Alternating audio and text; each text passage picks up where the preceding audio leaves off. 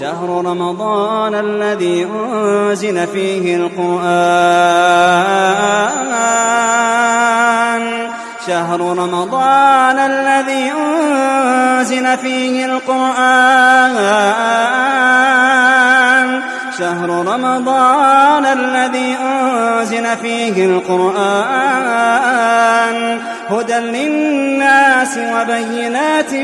من الهدى والفرقان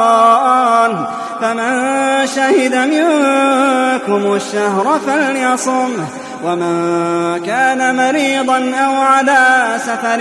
فعدة